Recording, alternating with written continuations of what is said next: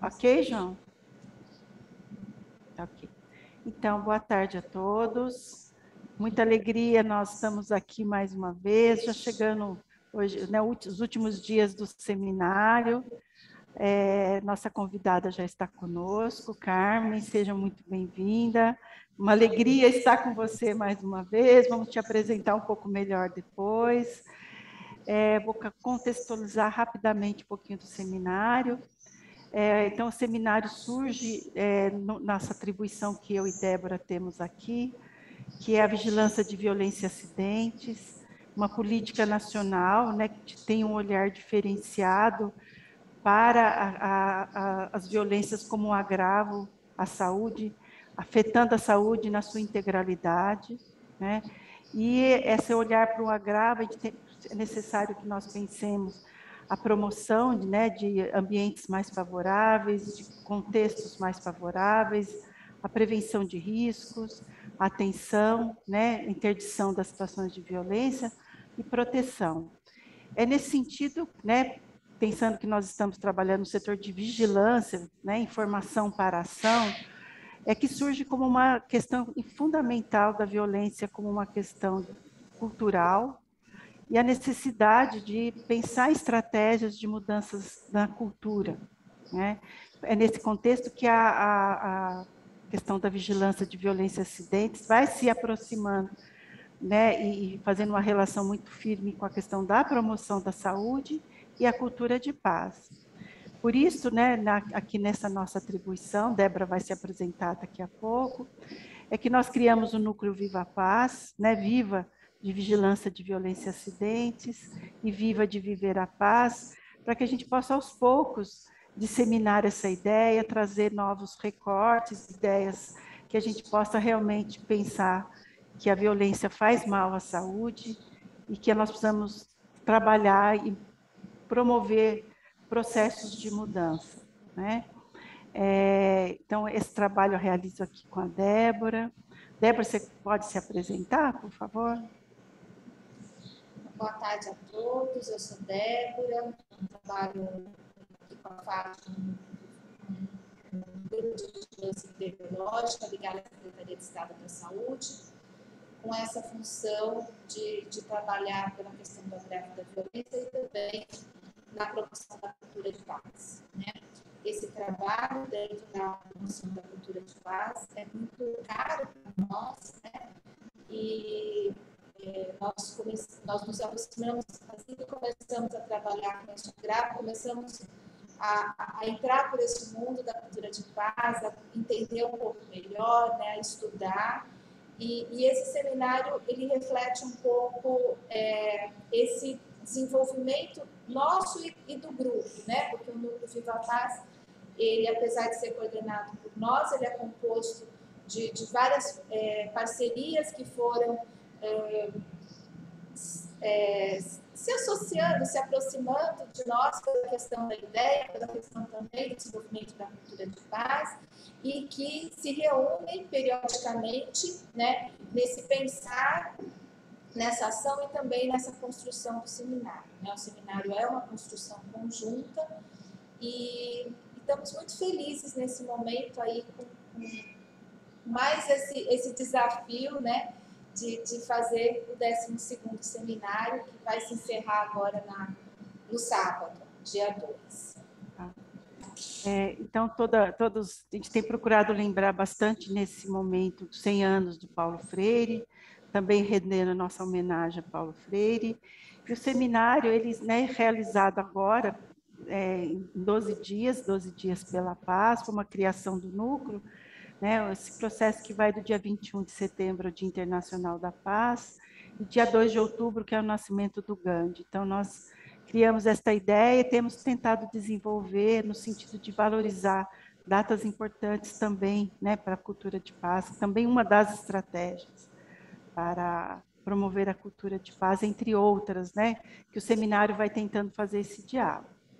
Então, para nós darmos início à atividade de hoje, né, nós sempre fazemos uma harmonização, é uma estratégia também que as nossas atividades do núcleo, a gente tem feito isso com frequência, no sentido de trazer nossa atenção, né, abrir espaço em nós para essa troca que faremos com a Carmen, entre nós também, né, para que a gente possa dar esse momento como um momento de presença, de abertura para novas ideias e novos aprendizados. Então, para fazermos isso, vou convidar todos para a gente fazer um pouquinho de uma respiração consciente, né? Então, vou convidar todos para sentar no lugar que estiverem, pode ser com a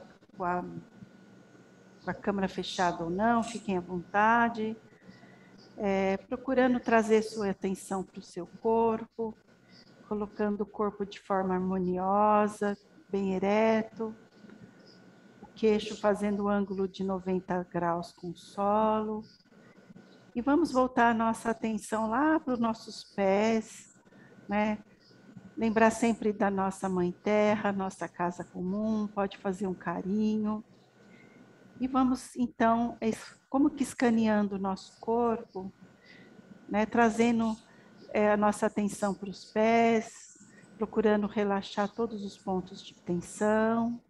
E a mesma coisa com as pernas, com as coxas, né, com as nossas nádegas, as formas como nós sentamos, procurando relaxar, trazendo atenção para a coluna lombar, um ponto importante de tensões. Procure relaxar, muitas vezes, botando nossa atenção e relaxando esse ponto, já pode ser trazer importante alívio, trazer para o nosso abdômen, trazer aqui para o nosso peito.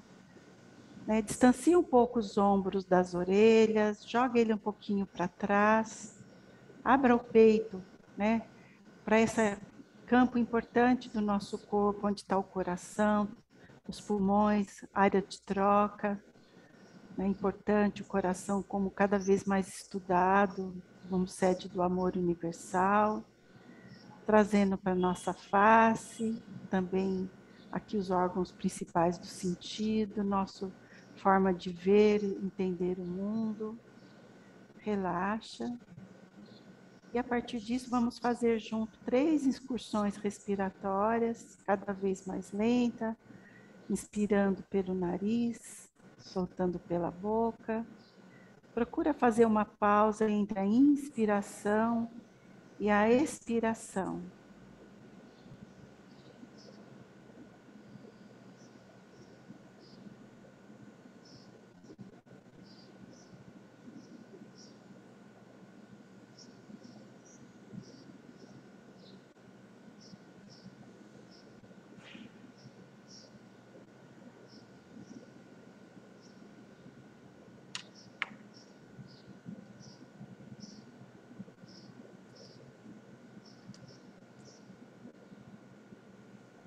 Ok? Então, nesse estado de presença, vou convidar vocês a ouvir uma leitura que a Débora vai fazer. Essa ideia que a gente já traz, tentando fazer um diálogo com o tema do dia de hoje. Ok, Débora? As asas são para voar. Quando cresceu, seu pai lhe disse: meu filho, nem todos nascem com asas.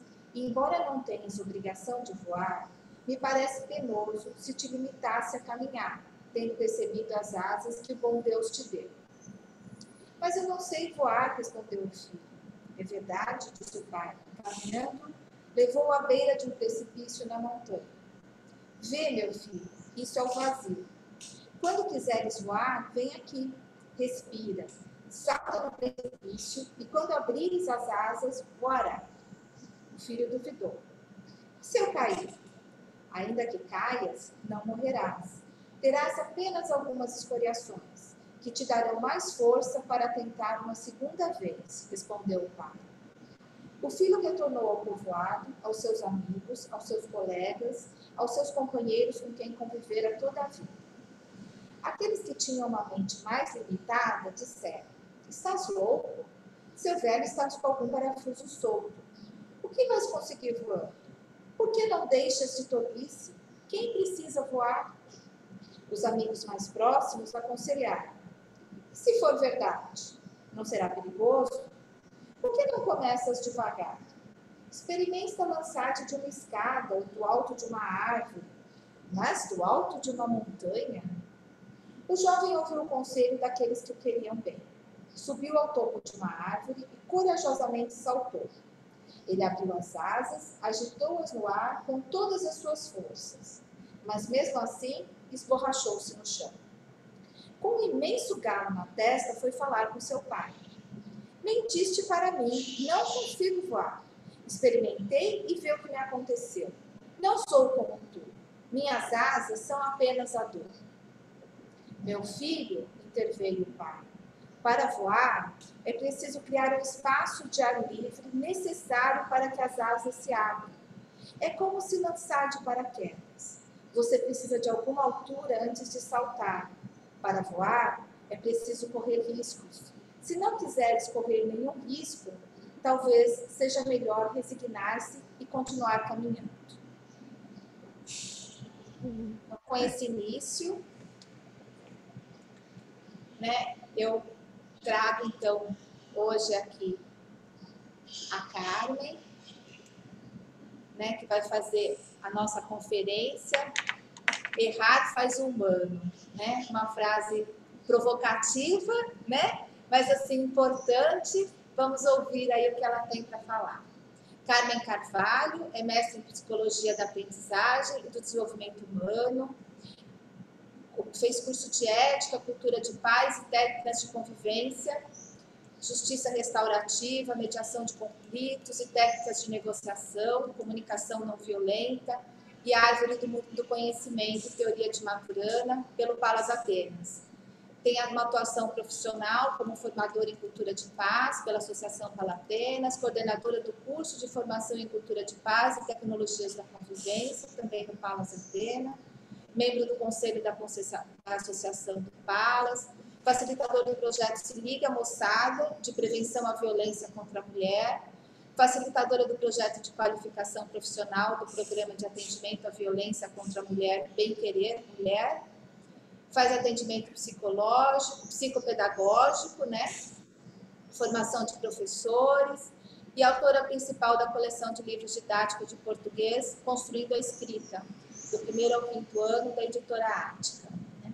Então, com essa apresentação, vou deixar vocês com a professora Carmen, né, que tanto nos honra estar aqui conosco mais uma vez, né? Bem-vinda, Carmen. Deixa eu tirar só essa apresentação aqui, peraí. Pronto. Bem-vinda. Obrigada, Débora, por essa aí apresentação tão carinhosa.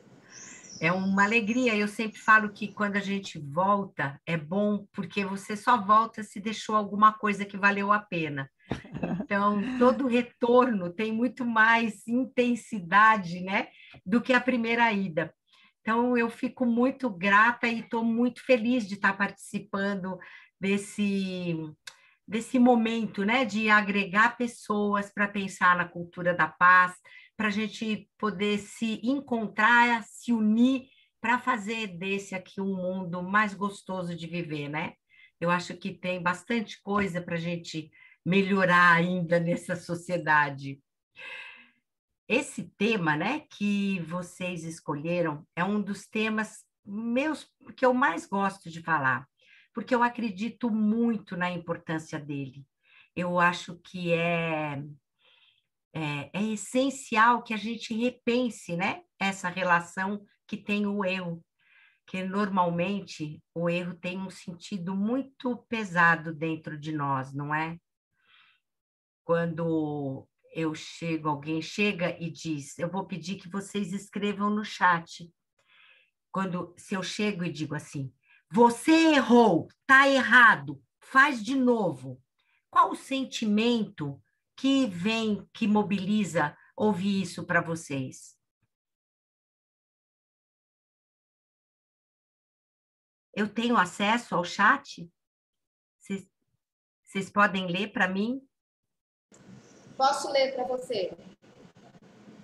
Já começar as pessoas a escreverem. Tem medo? Eu estou vendo o chat, eu tenho acesso, sim. Tem. medo, raiva, frustração. Normalmente, né, os sentimentos que quando a pessoa se depara com o erro, alguém coloca, né, na frente dela a situação do erro, são normalmente sentimentos muito difíceis, não é? Raiva, frustração, medo, a tristeza, menos-valia. E isso não é à toa, né? Porque foi essa forma como nos ensinaram a olhar para o erro na nossa educação. É essa forma como a sociedade, né? É este sentido que a nossa sociedade dá para o erro. E é preciso parar para pensar um pouco sobre isso, porque esta ideia que está na nossa cabeça é uma ideia que vai mexer com todas as nossas relações. E é sobre isso, então, que eu quero conversar com vocês hoje, né? Eu vou colocar aqui uma transparência aqui para ajudar. Não, stop share. Por que que não está pegando aqui a minha? A minha está aberta. Ah, aqui. Pronto. Vocês estão vendo? Tá? Bom. Sim, está aparecendo. Eu tirei esse título, né? Errar faz humano, da frase famosa de errar é humano, né? Então, mais do que errar faz a gente, né? E faz por tudo isso que eu estava colocando. Agora, por que que ele não vai para frente? Por que não vai para o segundo? Eu acho que ele não está na parte de apresentação, ele está só como. Está no slide, precisa colocar como apresentação.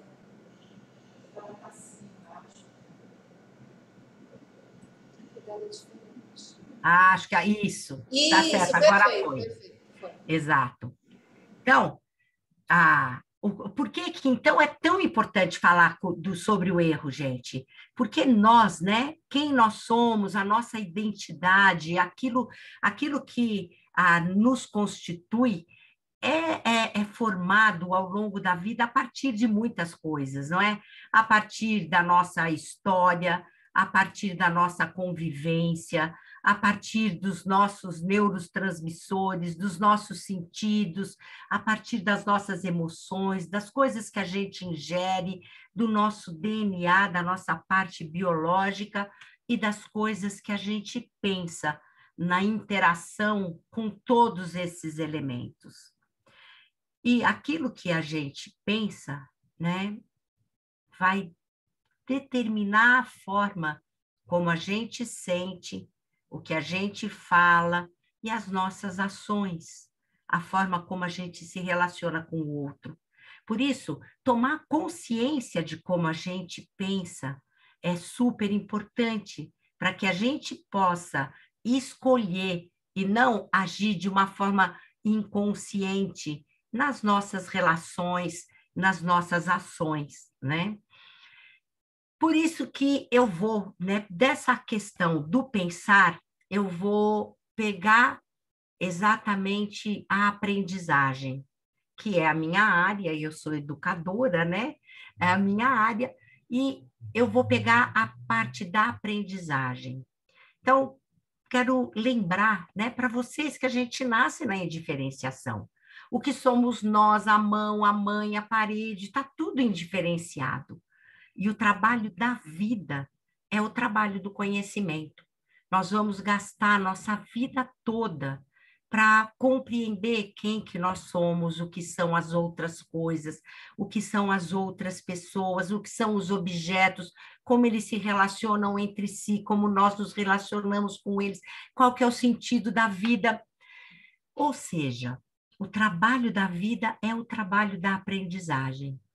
Viver, como diz o Maturana, é conhecer. E conhecer é viver.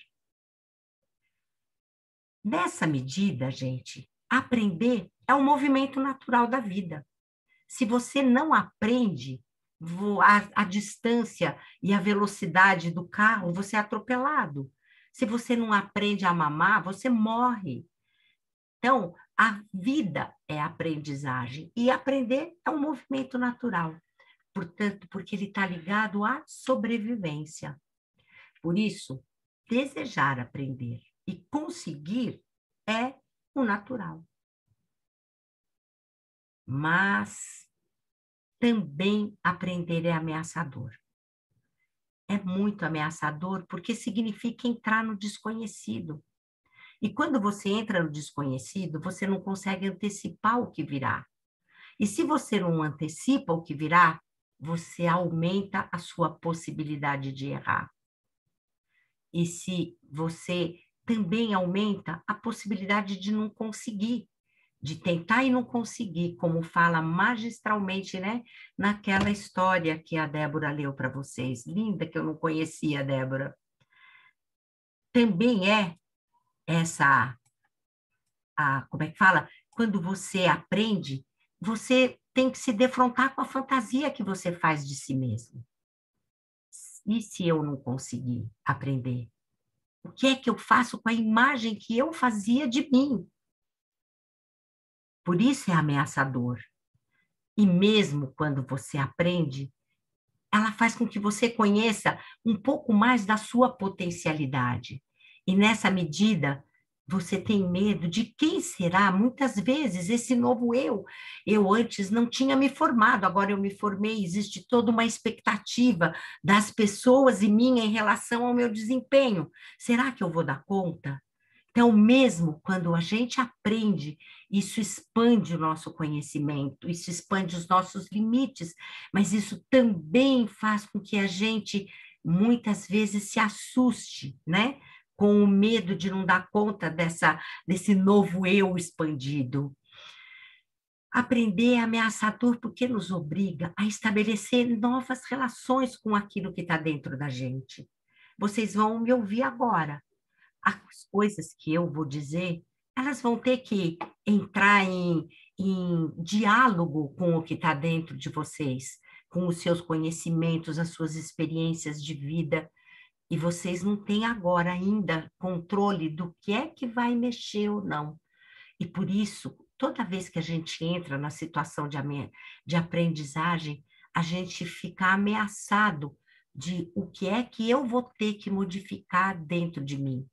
Crenças que eu talvez tenha que rever, coisas que eu tinha certeza que eu vou ter dúvida. Então, de um lado, aprender é alguma coisa muito gostosa e muito desejada.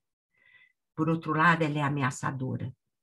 Nessa medida, sempre na situação de aprendizagem, o desejo e o medo coexistem. Se houver mais desejo do que medo, a aprendizagem acontece. Se houver mais medo do que desejo, ela fica bloqueada. E quem fala, essa lâmina é a psicopedagoga. Eu tenho quase 30 anos de atendimento e raríssimas crianças não aprendem porque elas têm alguma questão do ponto de vista do funcionamento cognitivo, alguma síndrome. 98% das crianças e dos jovens que têm dificuldade de aprendizagem, aqui é que está a razão.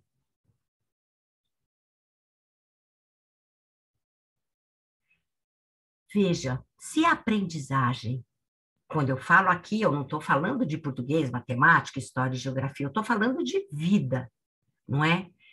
A forma como nós aprendemos e aquilo que a gente aprende de si mesmo nessa troca com o mundo vai estar ligada à forma como você se constitui, a sua identidade.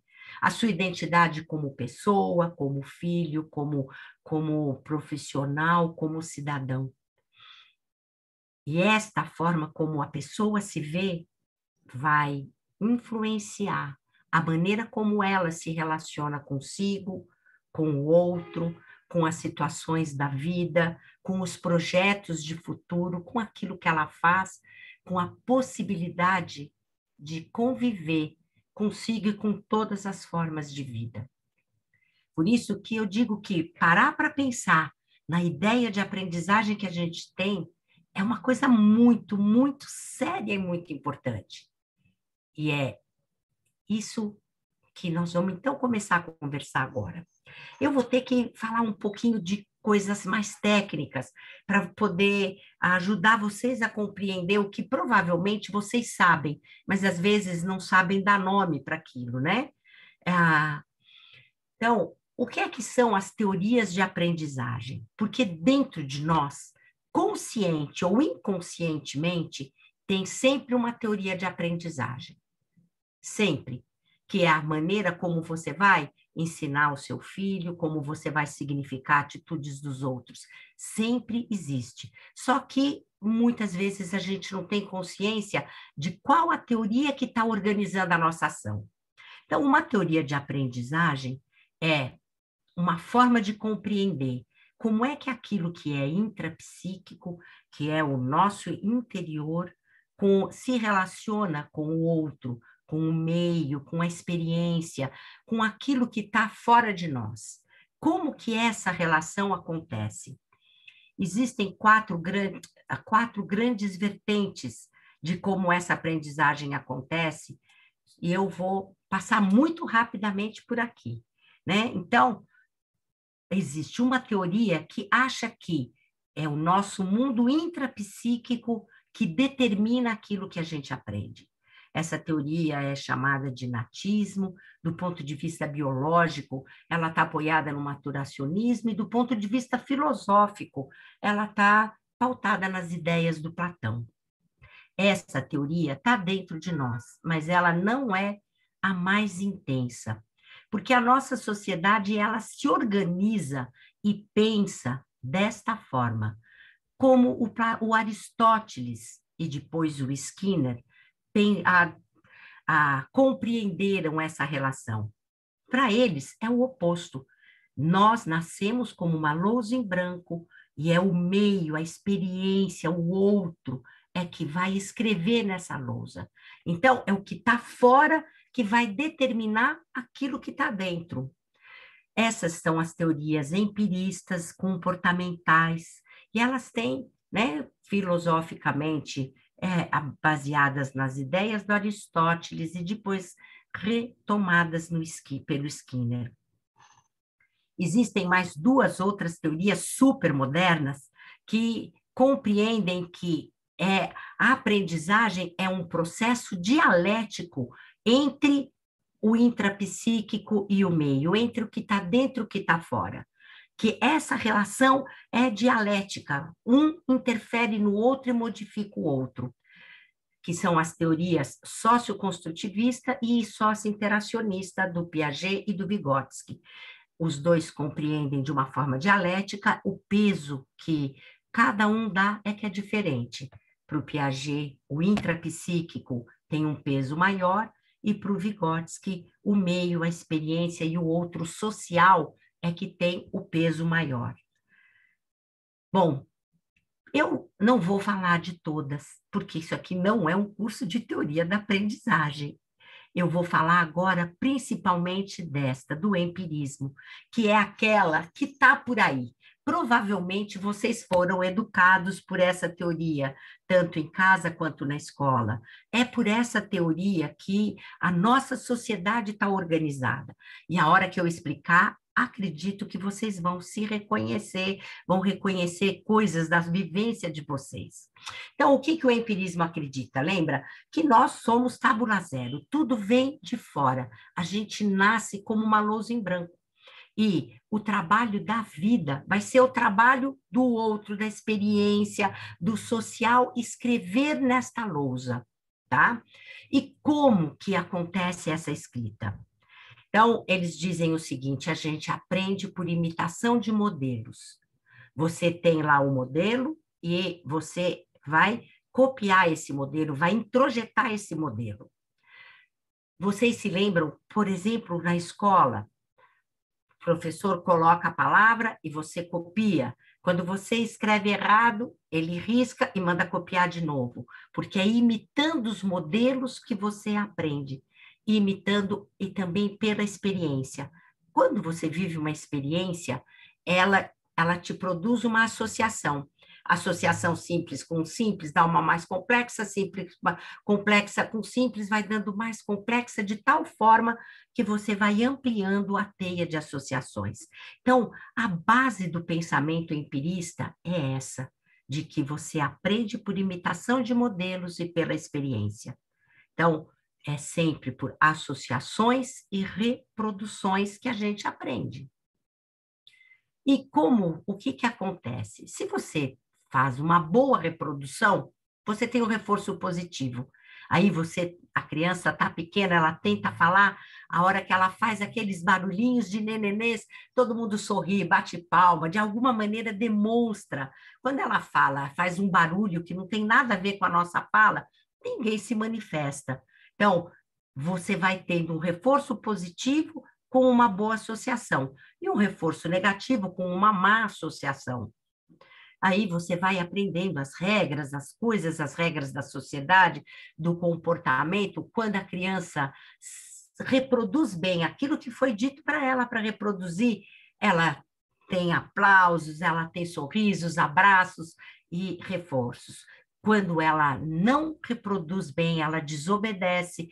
Quando ela faz diferente, ela tem um reforço negativo, que é para ela compreender que aquela ação não está de acordo com o modelo. O reforço negativo, ele é um castigo, ele é uma exclusão. Você vai ficar sem mexer no seu celular por 3 dias. Exclusão, vai para o seu quarto pensar, sai da sala de aula. Você não vai mais parte do grupo. Eu te coloco, como é que chama? Quando você tira a pessoa da rede social, né? Eu te anulo. Eu te A negação. Cancelo, eu tinha esquecido a palavra. Eu te cancelo na rede social. Então, de alguma forma, quando você não faz aquilo que o outro quer, você cancela, né? A pessoa cancela dizendo eu não quero, eu não aceito. Ou então ela nega, né? Então, o que você vai ter? Sempre um trabalho onde o outro ele vai aprender por imitação, por associação, reforço positivo e reforço negativo. Vocês já devem ter conseguido enxergar na vida de vocês, eu acho, esse tipo de situação.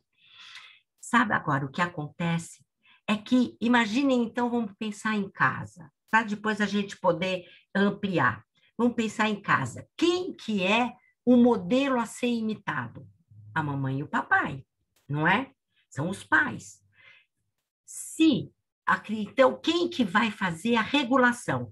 Se imita bem, eu vou reforçar positivamente, e se imita mal, negativamente, para que ele vá só na boa direção. Quem faz isso? A mamãe e o papai. Qual que é o lugar da pessoa que aprende? Ou seja, do filho nessa situação? É de lousa em branco, não é? Nessa visão, quem aprende é passivo. Ele é a lousa onde o outro escreve. Portanto, se o filho vai mal, desobedece, não é uma pessoa legal, de quem é a culpa? Da mamãe e do papai. Por isso, a desobediência, ela tem um peso enorme, é muito difícil dos adultos viverem, porque é como se a desobediência, o erro nessa medida, eu estou chamando o erro, a desobediência como erro, quer dizer, eu não fiz a regra que foi dada, eu não fiz o modelo que foi dado, né? Eu não imitei bem o que tinha que ser imitado. Ele é visto como um fracasso da minha capacidade de adulto. E aí o que acontece? Eu vou cada vez querendo forçar mais o castigo, a exclusão, a negação, para que ele entenda que ele não pode agir daquela maneira. Isso é o que acontece também com o professor. Isso é o que acontece com a sociedade. Como que a sociedade pensa? Ela coloca as regras, as leis, não é? Aí, quando não está obedecendo, o que que a gente pensa? Que a solução é aumentar a punição. Tem que aumentar o tempo de cadeia, tem que aumentar o valor da multa, tem que somar mais castigos. Sempre a ideia é, quando você erra, quando você desobedece, quando você não faz o modelo que foi colocado, você precisa de um reforço negativo. E quanto mais erro, mais intenso tem que ser esse reforço, porque é só assim é que você vai aprender. Dentro dessa visão, o erro é a negação do conhecimento e, portanto, ele é a marca da incompetência. Por isso que quando a gente erra é tão difícil, não é? É como se naquela hora que você percebeu que você errou, você fosse incompetente. Incompetente no conhecimento, incompetente como pessoa, incompetente como profissional. E ainda tem mais, veja. Essa forma como o empirismo compreende, ele coloca a questão do erro e do acerto, a questão do erro, numa visão de dicotomia. Porque se só existe, veja, existe o certo, que é o modelo a ser imitado. Tudo o que é diferente do modelo está errado. Só existem dois dentro dessa visão. E se só existem dois dentro dessa visão, primeiro o que você tem é uma cultura muito autorreferente. Por quê? Porque certo, então, é aquilo que eu penso. Certo é a minha maneira de comer, de me vestir, são os meus valores, é o meu Deus, é a forma como eu me relaciono. Porque se a gente achasse errado, se faria diferente, não é? Se a gente faz de uma determinada forma, é porque acha que aquela é a melhor forma. Ora, se só existe certo e errado, aquilo que é diferente do que nós pensamos, do que nós fazemos, está errado. E, portanto, não pode existir porque está errado. E se não pode existir porque está errado, se eu não posso aceitar porque está errado, então eu vou primeiro me relacionar com o outro pelo julgamento. Eu vou sempre confrontar o que o outro está fazendo, vendo, se vestindo, falando, em confronto com o que eu faria, diria, e daí eu vou julgar se está certo ou está errado. E se está errado, eu preciso fazer ele se convencer de que está errado, porque daí eu continuo sendo certo. Vocês entendem o que isso significa na relação humana? A impossibilidade de escutar o outro, a impossibilidade de a gente conseguir verdadeiramente compreender o diferente como algo que tem valor tanto quanto o que eu penso, quanto a minha maneira de vestir, quanto a minha maneira de comer. Porque dentro desse jeito é assim, quem é carnívoro briga tenta convencer o vegano que ele não pode, que está errado comer daquele jeito, e o vegano tenta convencer o carnívoro de que ele não deve se alimentar de animal, que ele está matando vida. Entende? Você não pode conversar e escutar verdadeiramente o outro. Aqui você tem a matriz dos preconceitos, dos afastamentos entre as pessoas. E você tem a justificativa da violência. É porque ele está errado que eu preciso de fazer com que ele pense certo. Eu acho que o radicalismo desta forma de pensar, a gente pode ver, por exemplo, no que foi a escravidão. O padre Antônio Vieira dizia que a escravidão era um bem para o escravo, porque salvava a alma dele, porque não dava para aceitar ser diferente de não ser cristão. Você entende a que extremo que eu chego, que se chega dentro dessa visão? Acaba sendo a base para o totalitarismo do pensamento. Faz com que a gente tenha certezas indevidas. Quantas vezes a gente tem tanta certeza que a gente não para pensar se tem outras possibilidades e a gente fica com a visão muito fechada? Se você parar bem para pensar, isso é uma arrogância, não é? A gente achar que a gente é que é tudo que a gente pensa que é o certo, que a gente faz, que não sei o quê, e que o outro jeito de fazer diferente está errado, não é diferente, é errado.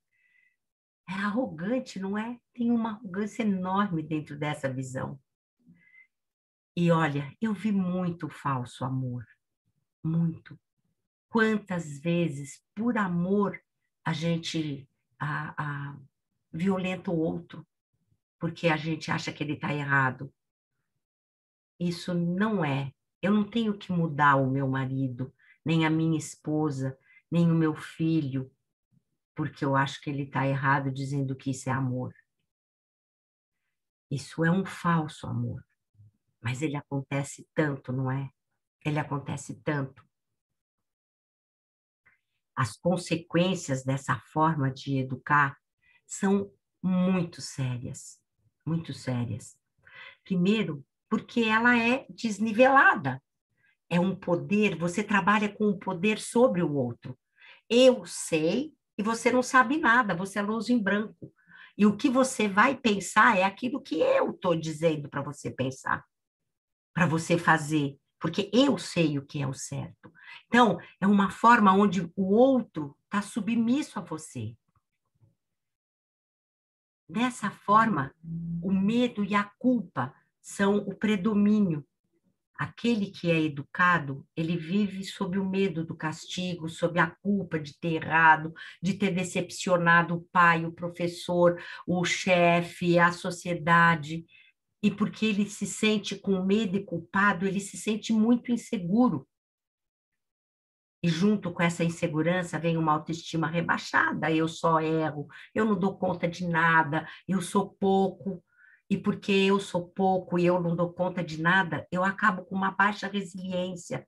A hora que eu erro, eu já deprimo, eu já fico para baixo e eu não tenho coragem de voar, como diz a história da Débora. Se eu não puder cair e não puder bater a cabeça e não puder, não puder fazer de novo, então eu deixo de voar e eu só vou andar. Alguns, debaixo desta solução, né, desta forma de educar, acabam com uma conformidade cega e eles param de se questionar. E eles ficam sempre pensando o que é para fazer. E eu vou fazer aquilo que foi determinado para ser feito. E outros se revoltam. E daí eles entram muitas vezes numa revolta meio contra tudo e contra todos, que na verdade é uma revolta muitas vezes contra si mesmo.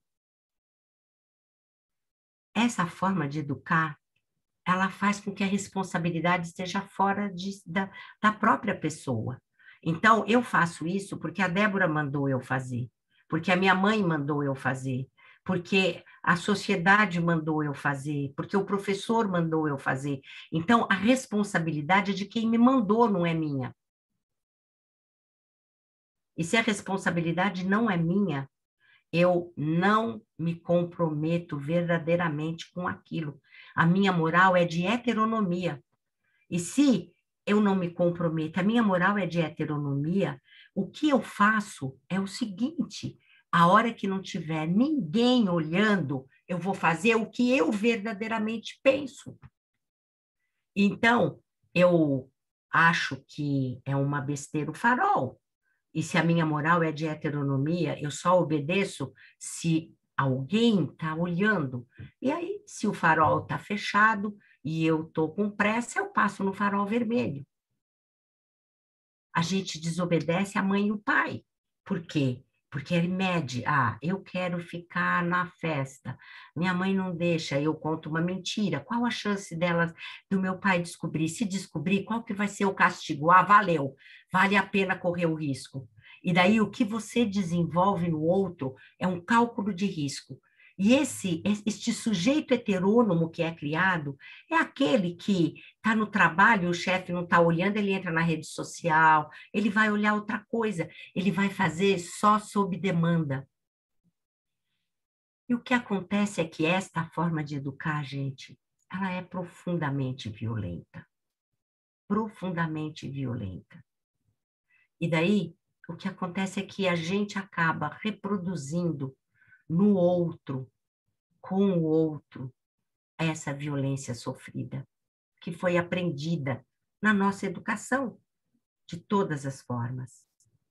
E daí o que acontece é que, como eu cresci pensando desse jeito que se aprende, e eu acredito que é assim, então eu vou educar o meu filho assim, eu vou me relacionar assim com os meus colegas, eu vou me relacionar desta forma com todas as situações da minha vida.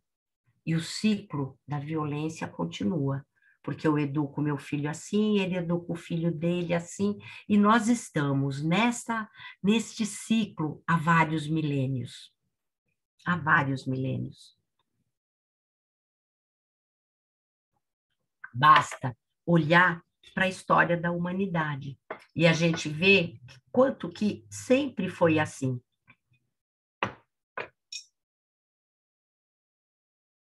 Só que, mesmo sempre tendo sido assim, pode ser diferente. E é sobre isso que eu quero conversar com vocês, do como que pode ser diferente. Eu não sei se alguém quer fazer alguma pergunta, quer interagir antes de eu ir para frente. Acho que eu vou abrir, Débora, tá? Para uma interação aqui com as pessoas.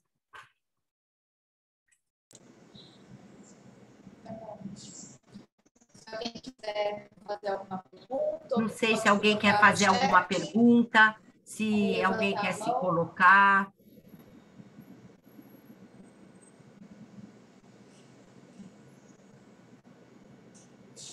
Márcio, você quer perguntar? Oi. Pode falar. Olha, Oi. sabe uma coisa, cara? Bom, Carmen, eu estou adorando o que você está colocando. Eu também sou professor de aula, agora estou aposentado, de aula há muitos anos na escola pública. Mas eu fiquei lembrando, assim, o lance da minha mãe e do meu pai, mais da minha mãe. Porque um dia eu falei para minha mãe, você sabia que muitas coisas nós falamos para você porque a gente tinha muito medo. A gente tinha muito medo. E esse medo foi horrível, porque a gente não contava nada. Eu não contava, eu tinha medo de contar. E a gente acabava não contando. E um dia, já velho, falar, mãe, eu falei, ai, filho, desculpa. Depois assim, né? Eu falei na boa também, né? Eu precisava falar isso, eu falei na boa, não falei também, ai, você também ela foi criada daquele jeito. A gente tem que entender que eles dão aquilo que eles têm, ponto. A gente é terrível, é assim, porque não é brincadeira, não. Mas depois que vai ficando adulto, você vai compreendendo que ela fez o que ela podia, que ela achou que era correto. Mas um questionamento que eu coloco às vezes para minhas amigas que são mães, e eu percebo isso, não pichando, porque falar, é a mulher de novo, falando da mulher, eu vou falar com muito cuidado isso. Eu percebo, às vezes, é claro que sempre sobra para a mulher, é a mulher que educa, é a mulher que faz, a mulher é tudo. E o problema fica lá, a responsabilidade é dela, o seu filho já é assim porque quem educou foi você, aquela velha história. Mas eu percebo que esse amor excessivo, às vezes, eu percebo que é um amor tão grande que a mãe, que ela esquece de um monte de coisa. Eu sinto isso. Ai, eu amo meu filho, eu dou minha vida pelo meu filho. E eu acredito que sim, eu sei, eu não sou mãe, mas eu acredito. Mas eu acho que é uma coisa, às vezes, tão exacerbada que elas acabam cometendo muito mais erros, nem sei se é erro, acabam até mutilando os filhos em nome desse amor. E às vezes eu fico vendo, ai, mas você tem que entender que mãe, um dia falou, mas você não é mãe, você não sabe, mãe é assim. Eu falei, tudo bem, mãe é assim, mas ela corta a perna do filho, ela corta o braço em nome de um amor. É uma coisa que mexe muito comigo em relação a isso. Mas quando você fala com mãe, eu não sei, parece que ela fala, não, você não é mãe, você não sabe. Mãe é assim mesmo, a gente dá a vida filho, mas eu sinto esse exagero, que eu sei que também foi colocado, foi aprendido, né? Como você está falando também. Mas eu sinto isso, que é um exagero. Não deixa o filho falar, não deixa fazer, não, eu que sei, você que faz.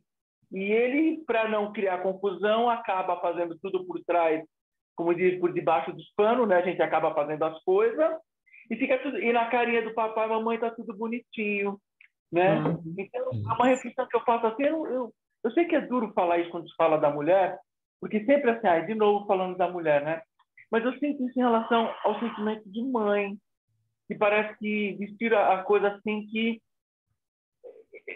eu tenho que fazer isso e pronto, mesmo é para o bem dele, sabe aquela coisa, é para o bem dele, e não ouve o filho, ele está gritando, aí de repente, que não uma amiga minha, a amiga dela encontrou o filho de 12 anos morto, né? Se suicidou.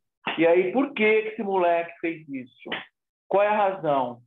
E depois, acho que foi nesse grupo, eu não sei em que grupo, não foi nesse grupo, não. Que uma menina tentou suicídio, aí foi no psicólogo, e a menina que é psicóloga agora, ela falou assim, o que aconteceu? Ela falou assim, eu queria falar com os meus pais, mas eles não me ouvem. Então, ela tentou se matar. Eu não sei como é que você vê isso. Eu não estou, desculpa, se eu estou exagerando em alguma coisa, a gente também é machista também, tem essa neurose também, eu sei, eu estou estudando essas coisas, eu vejo quanto a gente é, mas em relação a isso, eu acho que a mulher também, ela assume. É a mesma coisa, assim, você fala uma mulher, ela não fala do marido. É o meu filho, eu falei para uma amiga, e o teu marido? É o meu filho, a minha vida, eu não pronuncia mais. Parece que quando ela se torna mãe, parece que eu tenho a impressão que fica cega, que agora não existe mais nada. Nem o marido existe. O que existe é o meu filho, eu faço tudo por ele. Bom, é apenas isso. Se eu falar uma besteira, você fala, tá? Pelo amor de Deus. Obrigado. Não, Márcio, eu gostaria muito que o que você falou fosse cheio de besteiras, mas é cheio de realidade. Por que eu gostaria? Porque você está falando de muito sofrimento e de muito desentendimento, né, Márcio? Mas é assim, veja, o que você descreveu é o que eu estava colocando. Eu sou a que sabe e você, filho, é o que não sabe. Então, eu determino o que é bom para você e você não tem voz. Não é isso que você está dizendo? Você não tem. O que você pensa, o que você sente, o que você viveu por aí, isso não importa, porque você é lousa em branco. E eu sou a que sabe, e eu sou aquela que vai dizer para você o que é bom.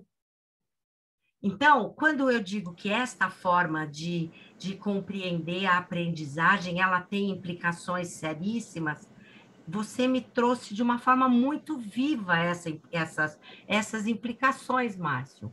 Muito viva, porque é isso. Você não dá voz para o outro não precisa ser escutado, porque o outro não é nada. Eu fico entendeu? pensando O outro não é nada, ele é louso em branco. E aí, o que acontece é que você fica na solidão, você se sente como que violentado, né? Você traz uma sensação de eu nunca tive chance, eu me senti violentado, não é? Então, agora, isso que você falou das mulheres, né? É porque ainda já hoje um número muito grande de homens se sentem responsáveis por educar também. Mas antigamente, quer dizer, na época que você era criança, os homens participavam muito pouco da educação dos filhos. Então, isto ficava muito da mãe. E daí você tinha também muitos casamentos infelizes, e daí os filhos eram a única coisa que valia o sentido da vida da mãe. Aí tem um monte de coisa complicada, Márcio, mas eu não vou entrar, senão eu não termino o restante, né? Mas Karen, eu queria falar uma coisa também, de que assim, a questão desse adulto também, né, dessa mãe, desse pai, desse professor, nesse papel também de educar, ele também não pode ter falhas, porque se ele tem que passar tudo certo para essa criança, né, vamos pensar, porque, né, para a criança ficar com bons modelos e a criança não errar e tal, né? Então, ele também tem um papel que é muito difícil, porque ele também não pode errar. Porque se ele fizer uma coisa errada, ele está também ensinando isso, vamos dizer, passando isso para a criança, né? Então, assim, acaba ficando muito pesado dos dois lados. Mais do lado da criança, lógico, mas também do lado desse adulto, né? Você está falando da impossibilidade da gente ser vulnerável, não é, Débora? Quer dizer, a nossa vulnerabilidade, a gente cresce a partir dessa visão com a ideia de que a gente tem que saber tudo, acertar sempre, dar conta de tudo.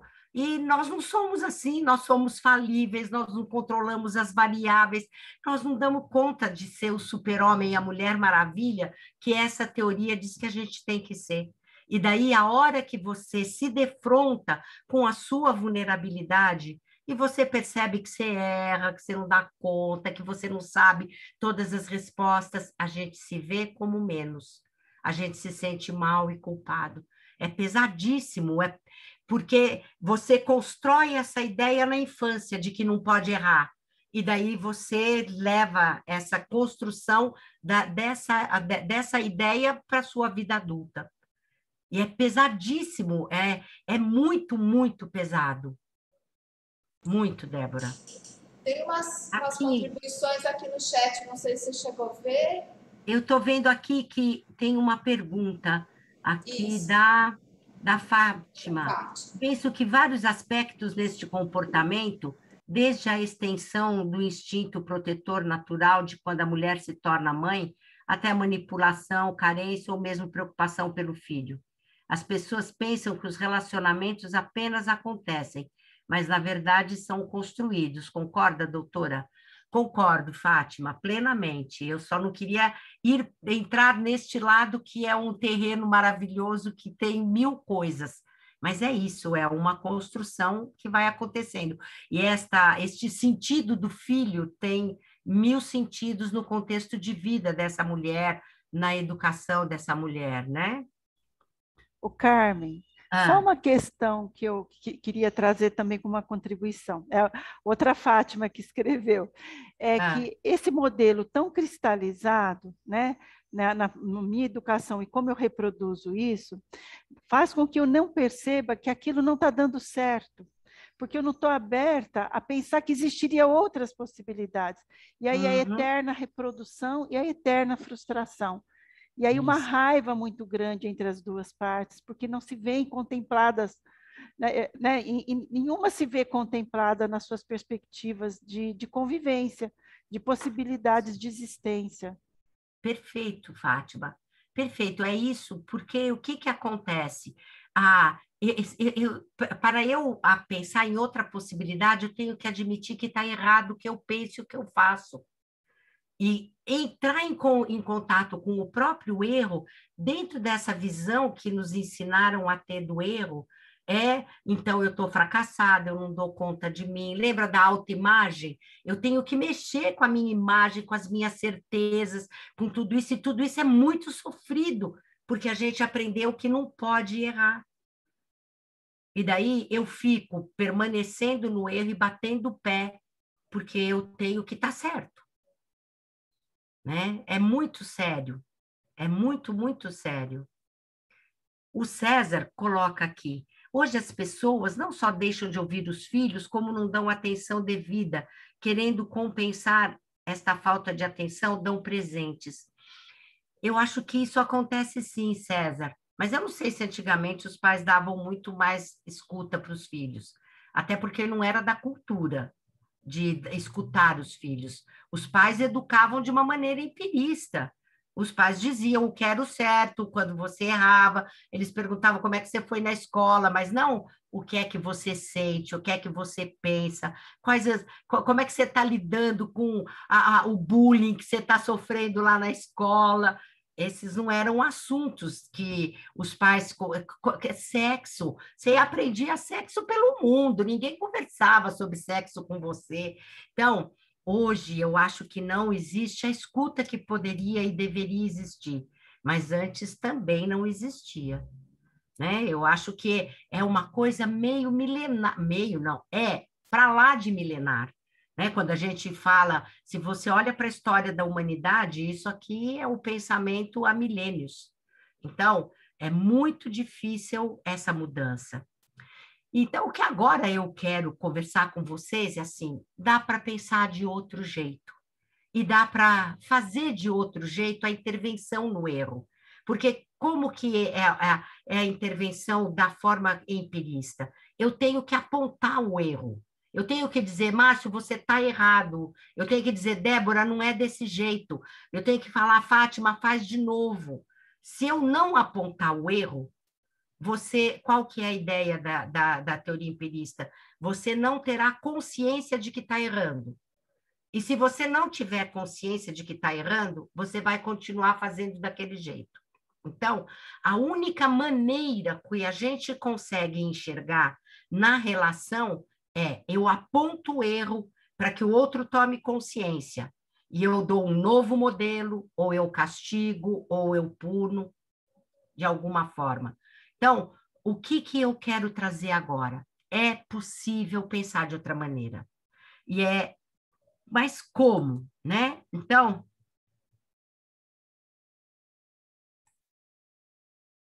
é aqui, não é? É aqui.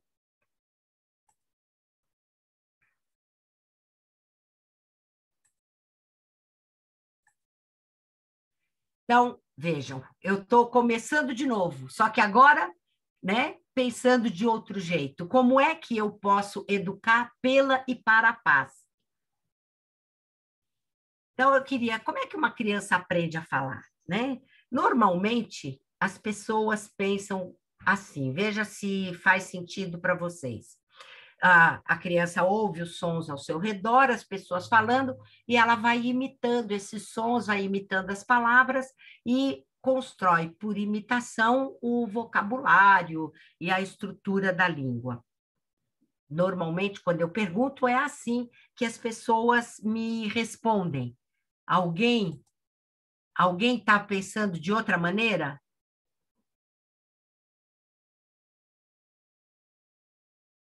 E aí? Vou para frente? Não tem ninguém pensando de outra forma?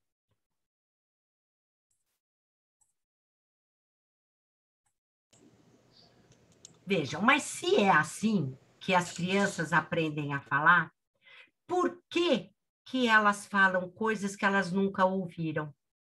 Por exemplo, quem aqui já conviveu com crianças pequenas sabe que eles dizem eu di, eu fazia, se eu cesse. Por que que eles nunca disseram? Pode ser uma criança da cidade, do campo, do norte, do sul, o pai ser pós-graduado ou nunca ter estudado, não importa. Todas as crianças, por volta dos seus 4, 5 anos de idade, fazem e falam conjugam os verbos de uma forma errada. Por que que se eles não ouviram, eles não estão imitando? Eles falam assim porque eles são extremamente inteligentes. Eles não são lousa em branco. Eles estão tentando o tempo inteiro compreender este mundo que está ao redor deles. E a língua é uma das coisas com as quais eles mais convivem. E ele está tentando entender essa língua. Veja só, como é que você conjuga os verbos? Você mantém o radical e vai mudando as desinências, modo, número temporais. Verbo comer, eu comi. Verbo dar, você mantém o radical e coloca a desinência, número, modo temporal. Eu di. Verbo fazer, eu fazia. Como que você faz o subjuntivo? Se eu comesse, você mantém o com e acrescenta SSE. Verbo ser, se eu cesse. É absolutamente lógico. Lógico, quando eles erram assim. O erro, dentro desta visão, desta compreensão, ele não é o produto da ignorância, ele é o produto do pensamento do sujeito. Olha essa aqui demais. Vocês já imaginaram que uma criança com 4, 5 anos de idade conseguiu perceber a língua que se falava ao redor dela? E, dentre essa língua, perceber que existem palavras responsáveis por traduzir modo, número e tempo.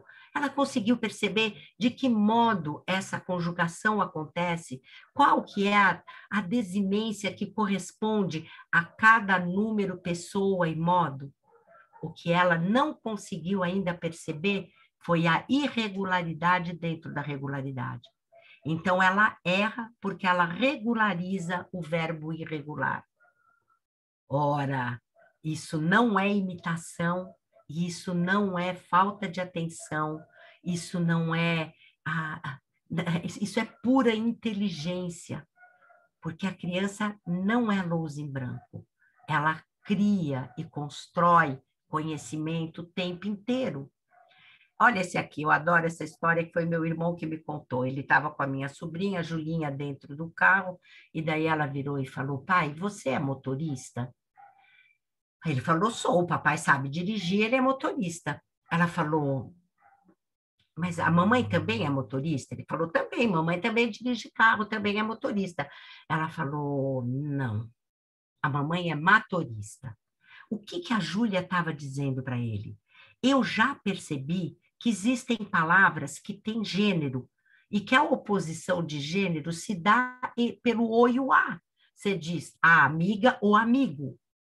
Ora, vem você, que é meu pai, que eu amo e respeito, e me diz que é motorista e termina em a. Como que eu vou fazer para manter a regra e, ao mesmo tempo, acreditar em você? Ela faz a oposição de gênero dentro da palavra. Então, o pai é motorista e a mãe é matorista. E você continua tendo o o para o masculino e o a para o feminino. E ela fica de bem com o pai e fica de bem com a regra. Isso é inteligência, não é imitação. Quando ela erra desse jeito, ela está provando a sabedoria da criança. Por quê? Dentro desta visão de aprendizagem,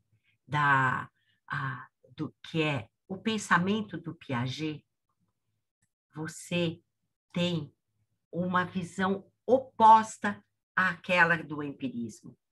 O Piaget diz que nenhuma aprendizagem começa do zero. Nenhuma. Porque o sujeito é sempre ativo. E ele diz que essa aprendizagem ela acontece numa situação de troca entre o sujeito e os objetos de conhecimento. E como que essa troca acontece? Então, vamos parar para pensar numa situação de aprendizagem inicial. Eu acho que é a melhor para compreender. Então, pense em um bebê que acabou de nascer e ele vai mamar pela primeira vez. Ele nunca mamou, mas ele já nasce sabendo mamar, entre aspas, não é?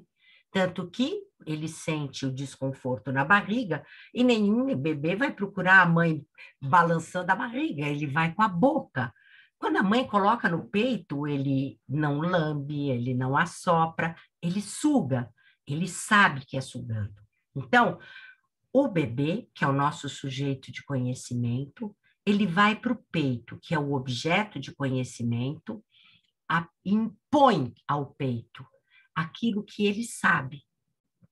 Este movimento de impor aquilo que você sabe ao outro, ao objeto de conhecimento, é chamado de assimilação. Acontece que o objeto tem suas características. O peito é grande, é pequeno, tem mamilo, não tem mamilo, tem leite, não tem leite, a mãe sabe segurar, não sabe segurar, tá calma, tá nervosa. Tudo isso vai se impor para o nenê e vai obrigá-lo a se transformar para dar conta daquele objeto de conhecimento, que é o peito. E então, peito grande, uma abertura de boca, peito pequeno, outra. Tem leite, uma força de sucção, não tem leite, outra. E assim, o sujeito se transforma a partir das propriedades do objeto. Esse movimento do objeto transformar o sujeito é chamado de acomodação.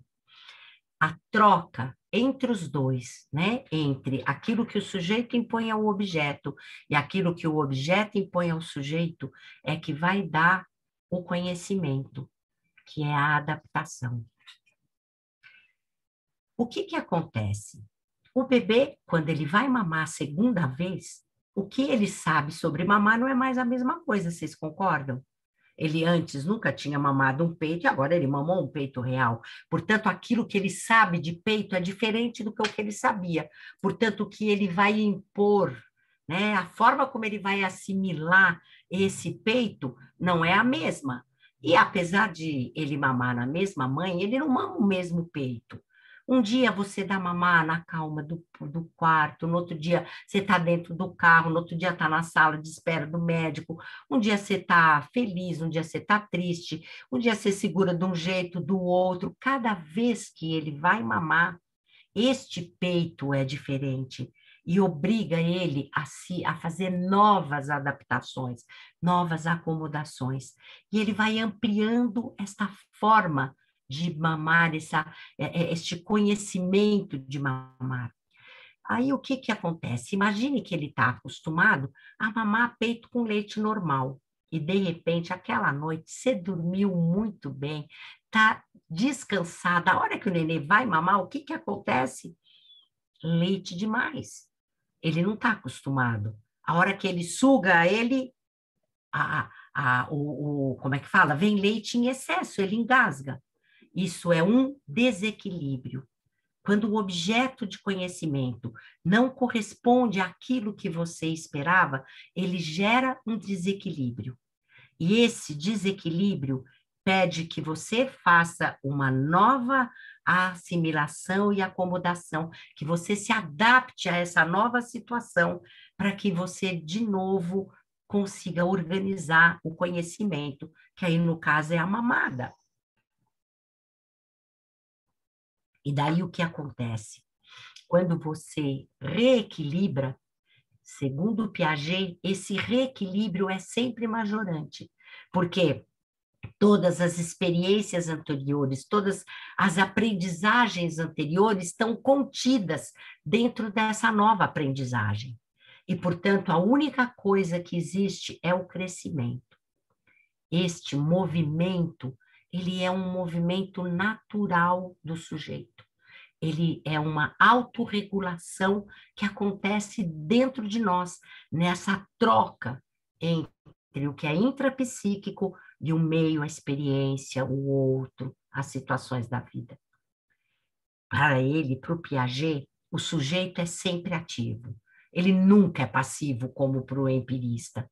E também, para ele, a vida acontece na sua complexidade. É dessa complexidade do real, que se apresenta como um todo, que a criança vai aprender. Né? Na visão empirista, você começa do simples para o complexo, não é assim? Você ensina o A, depois o Ba, depois o Baba, depois o bebê, o bebê baba na bacia, depois o texto, não é? Você vai partindo do pequeno para o grande. Para o Piaget, você entrega a complexidade do real, e é dela que ele vai organizando gradativamente o conhecimento e a vida. Nessa medida, o que o Piaget diz é que o erro é produto desse conhecimento parcial ainda em construção. Para ele, erro é invenção e descoberta, não é negação de conhecimento. O erro é esse produto da invenção e descoberta do mundo, da vida, das coisas todas que cada um de nós vive a todo instante. É um outro jeito de olhar, vocês concordam? E ele diz o seguinte, que nesse processo, e agora eu preciso trazer mais um pouco de coisas técnicas para vocês poderem entender. Nesse processo, é processo. E tudo que é um processo é uma coisa contínua, tá? Eu acho que a imagem de processo foi para mim a mais fácil de entender quando o meu professor, né, eu falei para ele de processo, ele falou, Carmen, pensa numa panela com água sobre o fogo. Você põe a panela com água, liga o fogo e durante um tempo você olha e parece que nada está acontecendo. Mas isso não é verdade. Um bom observador sabe que tem calor sendo armazenado. Esse calor, ele vai se tornar de tal maneira intenso que vai chegar um momento que ele vai produzir um desarranjo das moléculas. E começa, então, a ebulição. A ebulição, ela não vai acontecer de uma vez, não é? Ela acontece pá, pá, pá, pá, pá, pá, pá, pá, pá, pá, pá, pá, pá, pá, pá, pá, pá, pá, pá, até que toda aquela água se transforme em vapor.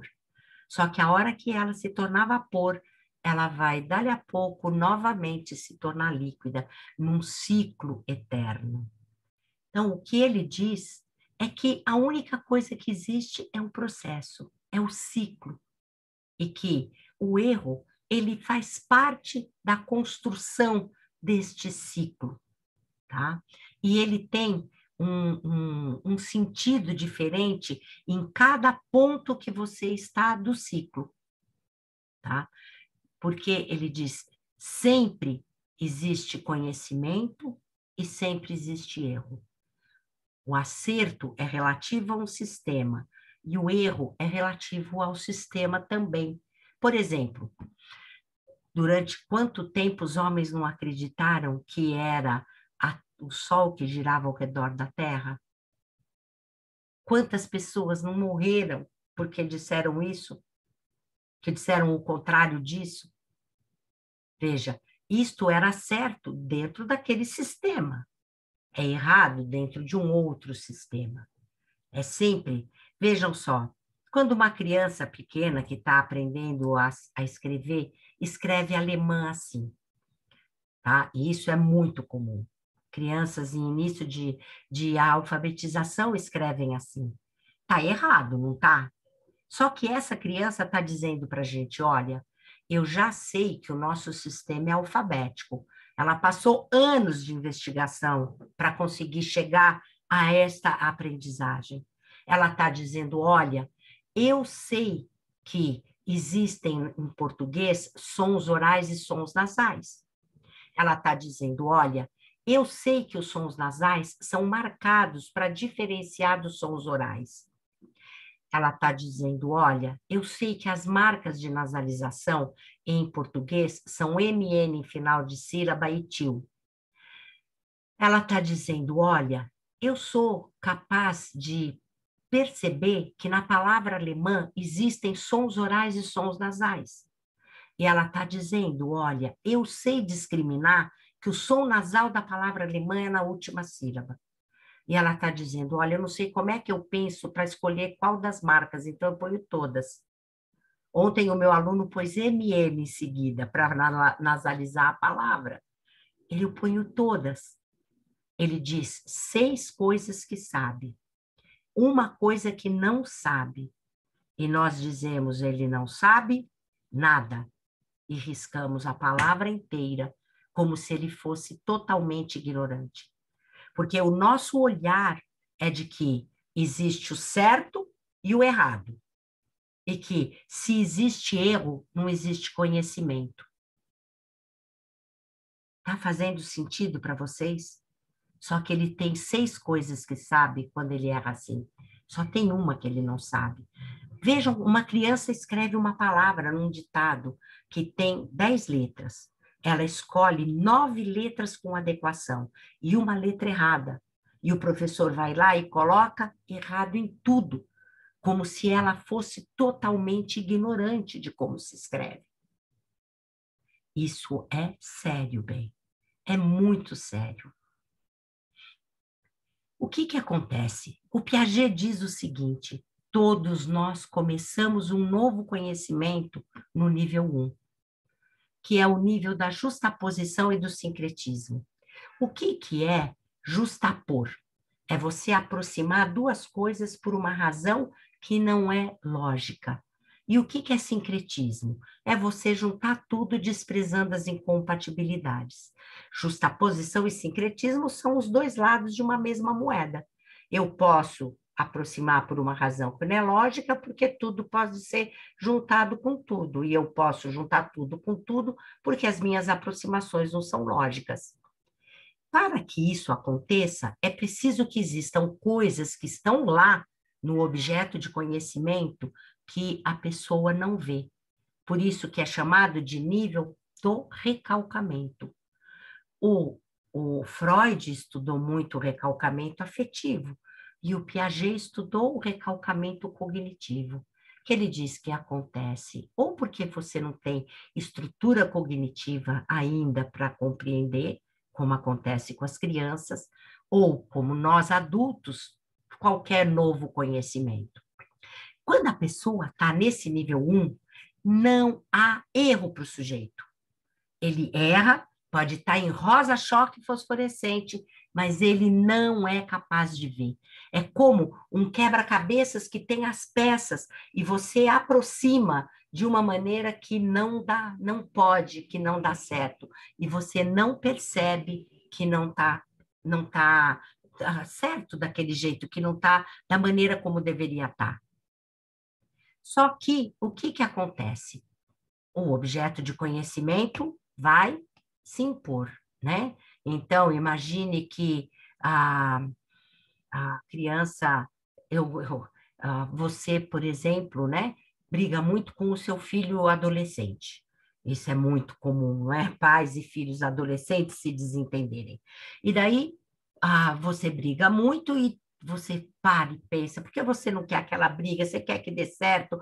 E daí você faz terapia, conversa com as pessoas, faz curso, lê livros, e uma hora você compreende o que acontece. E você fala, ai, meu Deus, eu faço do jeito que minha mãe fazia e eu odiava quando ela fazia assim. Veja, antes, quando você estava em busca, você não conseguia enxergar o seu erro. Você estava no nível 1. A hora que você olhou e falou, meu Deus, minha mãe fazia desse jeito, eu odiava, eu não vou mais fazer assim. Você passou do nível 1 para o 2. O nível 2 é o nível intermediário. É quando você conseguiu compreender aquilo que você não estava compreendendo.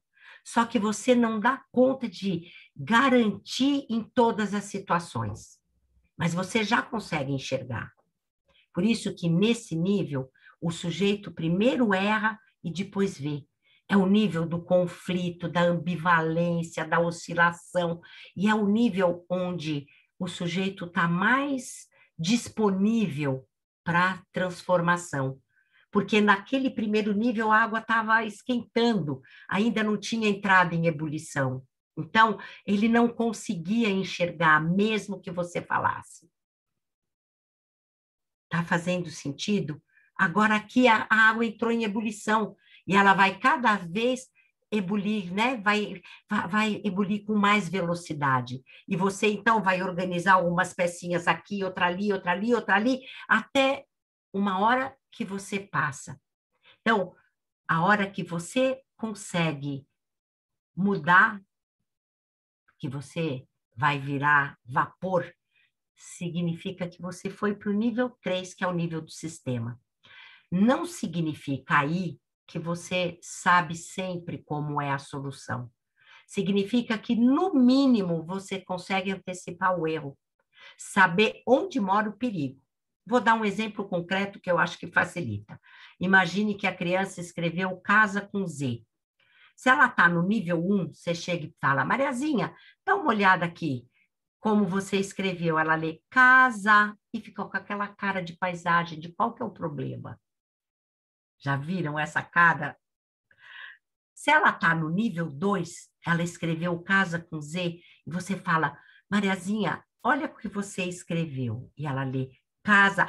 Nossa, errei, posso apagar? E ela risca, e ela vai e coloca o certo. Se ela está no nível 3, antes de escrever casa, ou ela já sabe que é com S, ou no mínimo ela sabe onde mora o perigo, e ela vai perguntar, professor, é com S ou com Z? Ela vai olhar no texto, ela vai espichar o olho para ver como a amiga escreveu, ela vai procurar no dicionário, mas veja, ela só vai procurar quando ela está no nível 3, porque antes ela não percebe. Ela primeiro erra e depois vê, ou ela nem vê que está errado. Faz sentido isso para vocês, gente? Esses 3 níveis são eternos. A hora que você está no nível 3 de um sistema, você é simultaneamente nível 1 do outro. Você é como uma escada, que quando você sobe um degrau, você é capaz de enxergar alguma coisa que antes você não via. Cada vez que você sobe. Por isso que, para o Piaget, o símbolo do conhecimento é uma espiral que cresce ascendente. Tá? É uma espiral assim. Porque você vai passar de novo pelo nível 1, 2, 3, 1, 2, 3, eternamente. Só que cada vez que você volta num plano de conhecimento superior. Ora, se eu sei que o erro acontece porque existe alguma coisa do pensamento, alguma coisa dentro de nós, alguma coisa o sujeito pensou para achar que era daquele jeito. Como que eu vou transformar o erro? E para isso é preciso trocar as lentes. Né? Quando você pensa assim, Márcio, você entende a sua mãe. Ela acreditava que era assim, que era bom. Entende? A gente precisa trocar as lentes e compreender de uma outra maneira. Eu gosto de contar essa história porque eu penso tudo na minha vida a partir dela. Né, que é a história dos 2 pescadores. Ela não tem autor, eu li na internet, autor desconhecido, então não tenho como fazer a citação para vocês. Mas ela conta que tinha 2 pescadores calmamente pescando no rio, quando de repente eles olham e tinha 2 crianças afogando. Eles imediatamente jogam a vara no chão, pulam na água, nadam, nadam, nadam. Cada um pega uma das crianças e eles trazem para a margem, felizes, porque eles tinham conseguido salvar as 2 crianças. Quando elas vão para a beirada, né, vão embora sãs e salvas, e eles voltam para pescar, eles olham, tinha 4 crianças afogando. Eles cansados, jogam a vara, pulam no rio, nadam, nadam, nadam, e cada um consegue pegar uma criança, e 2 se perdem. E eles voltam para a margem exaustos e tristes, porque eles tinham perdido 2 crianças. A hora que elas vão a salvo embora, eles vão voltar para pescar, eles olham e tinha 6 crianças afogando no rio. Aí um deles pula na água e começa a nadar, e o outro vira as costas e começa a andar. Aí aquele que pulou na água grita: mas fulano, você não vai pular na água para salvar as crianças? Ele fala: não, eu vou andar até a nascente para ver de onde elas caem. Essa história é a metáfora do que é a revolução. Na visão empirista, você pula no rio, e você fica pulando no rio, só que as coisas continuam acontecendo. Por quê? Porque aquilo que gera o erro, que está lá dentro da cabeça da criança, não mudou. Portanto, ela continua fazendo da mesma forma. Para a gente poder mudar de verdade o erro, a gente precisa subir o rio. Se a atitude ou o erro da pessoa é a expressão do seu pensamento, corrigir a atitude ou o erro significa corrigir o pensamento e não a sua expressão. Então, como que a gente vai corrigir o erro se a gente não vai apontar o erro? Se a gente não vai dizer para ele que está errado? Se a gente não vai pular no rio para pegar? Eu quero, então, eu pedir para vocês terem lápis e papel, e eu vou agora aqui ditar para vocês 4 palavras. Elas são bem estranhas. Provavelmente vocês nunca ouviram na sua vida, mas elas são todas palavras dicionarizadas, tá? Então, aí, peguem lápis e papel e eu vou ditar as palavras e vocês escrevem. Primeira palavra, desassaimar. Desassaimar. Segunda palavra, desaguisou. Desaguisou. Terceira palavra, descimbramento. Descimbramento. Quarta palavra, desitivo.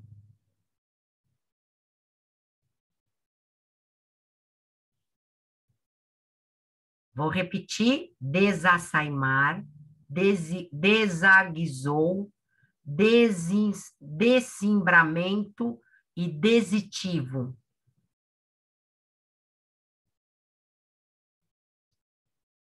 Alguém coloca a mão no fogo pela forma como escreveu?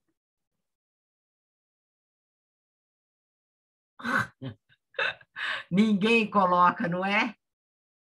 Ninguém coloca. Muito bem. Pois agora, daqui a 3 minutos, vocês vão colocar.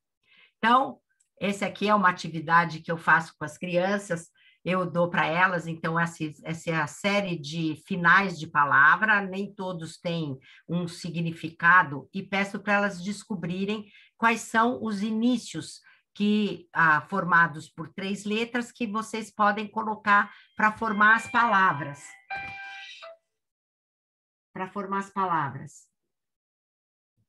E aí, desculpem, esqueci de abaixar o celular, para formar as palavras. E daí peço para eles, então, escreverem as palavras formadas e organizar pelos 2 começos. Vocês são adultos, já devem ter percebido que as palavras dos 2 começos são des com Z e des com S. E daí, então, elas vão formar 19, tarará, e do lado de cá essas. Aí eu peço para observarem o que é que todas as palavras iniciadas por des têm em comum. E eles observam que todas vêm do número 10, não é? Todas são numerais originários do número 10. E daí eu peço para eles olharem as outras, nenhuma é originária do número 10. Aí eu peço para eles irem no dicionário e procurarem todas as palavras que começam por 10. E eles vão encontrar só essas e a palavra dezembro, que na verdade também vem de 10, porque era o 10º mês do ano, que depois, quando mudou o calendário, passou a ser o 12º. Mas é dezembro porque vem de 10, que era o 10º mês. Também ela. Ou seja, só existem estas palavras começadas com Z.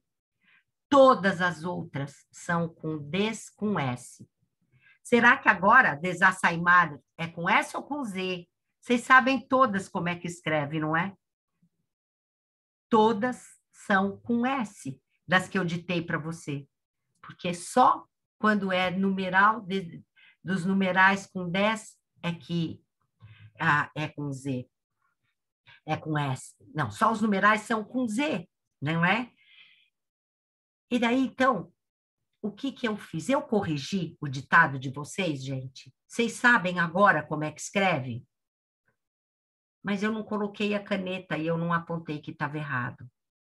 O que eu fiz foi ampliar o pensamento de vocês de tal forma que vocês agora têm uma possibilidade de olhar e perceber o próprio erro. Eu tirei vocês do nível 1 e coloquei no nível 2. E agora vocês são capazes de enxergar o próprio erro. Esta forma de você, como que eu posso dizer? De você interferir no erro sem apontar, né? Que parte da ideia de que existe um pensamento dentro da cabeça do outro que mobilizou aquela ação, faz com que vocês possam chegar na outra pessoa de uma outra maneira. Eu vou trazer aqui 4 exemplos da minha vida, para vocês poderem compreender como que essa ideia pode ser aplicada em diferentes âmbitos. Gustavo é o meu neto, ele estava aqui em casa junto com a minha neta, com a Lua, e a minha filha. E daí ele queria, a Lua estava brincando, ela tem 10 anos, ele tem 5. Ela estava lá brincando com os brinquedinhos dela, isso e aquilo, e ele só enchendo a paciência, só enchendo a paciência. E ela, para, Gustavo, e ele enchendo a paciência. Aí, uma hora, ele foi, chutou e desmontou, destruiu toda a brincadeira dela. Ela ficou muito brava, a minha filha ficou muito brava, pegou o Gustavo e falou, agora nós vamos embora, porque você não sabe se comportar na casa da vovó. Reparem, ele não fez a regra que deveria, que era respeitar a casa da vovó. O que a minha filha fez? Pegou e falou, então eu te excluo porque você não sabe se comportar. Para você entender que essa atitude não se deve ter. Entenderam o raciocínio, né? Empirista que ela teve? Eu não costumo interferir, mas aquele dia eu pedi licença para ela. Aí eu cheguei e falei, Gu, você tá com muita raiva, não tá? Ele fez, Eu falei, você tá muito bravo porque você quer brincar com a Lua e ela não deixa? Porque com 5 anos a gente tem que ajudar, eles ainda não sabem dizer muito o que está dentro deles, se bem que ele aprendeu já. Eu falei, e daí você chutou o brinquedo dela porque você estava dizendo para ela que você não gostava de ser excluído da brincadeira. Aí eu falei, e você acha que a Lua entendeu que você quer brincar com ela quando você chutou o brinquedo? Aí ele parou. Ele fez, não. Falei, esse jeito de dizer que você usou, ela não conseguiu entender. Será que se você disser para ela que você quer brincar junto, ela vai conseguir entender? Falei, você não quer experimentar? Eu vou junto com você. E daí nós dois, eu fui de mão dadas para dar força para ele. E daí ele chegou perto dela e falou, Lua, eu adoro brincar com você. Eu queria tanto. Você não pode deixar eu brincar junto? E aí ela é uma fofa e ela tinha acompanhado tudo e deixou ele brincar. Veja, em nenhum momento o meu olhar foi para a atitude dele. Normalmente a gente olha para a atitude do outro. O meu olhar foi para aquilo que gerou a atitude, que eram os sentimentos que estavam dentro dele. O que eu fiz foi ajudá-lo a reconhecer os sentimentos que estavam ali e a perceber se aquela forma de colocar os sentimentos era eficiente. Eu não falei que estava errado, que era menino que chuta é mal, que ele não sabe se comportar, nada disso.